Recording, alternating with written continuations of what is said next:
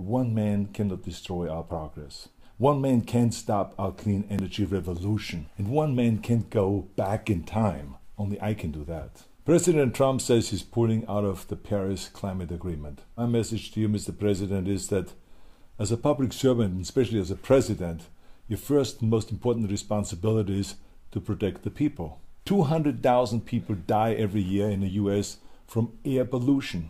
And that half of our rivers and streams are too polluted for our health. We can't sit back and just do nothing while people are getting sick and dying, especially when you know there's another way. Mr. President, I know that it can be easier and more comfortable to look backwards.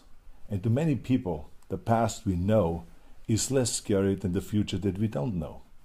But some of us know what a clean energy future looks like. And it isn't scary. We have seen it in cities and states and all over the world. In fact, we know that the dirty energy future with asthma, emphysema, and cancer is much, much more terrifying. So please, Mr. President, choose the future. No one remembers the people who told President Kennedy not to go to the moon. We remember the great leaders. The great leaders that don't walk backwards into the past, but great leaders that charge forward towards the future. You see, the people will rise up. Local and state governments will rise up. Other leaders from local government will rise up and fill the void that you are creating.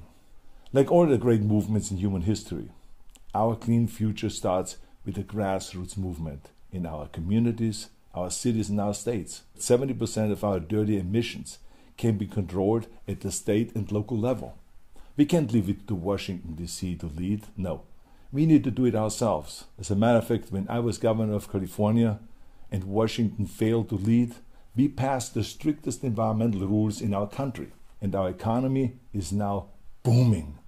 Today we are #1 in protecting our environment, and we are #1 in economic growth. We have the cleanest air and water, and we also have more manufacturing jobs than any other state. We added more jobs last year than the second and the third states combined. Protecting the environment will not destroy our economy. The bottom line is great environmental policies do the opposite. They pump up the economy. Share this video if you think it's time to start a grassroots revolution to save our planet.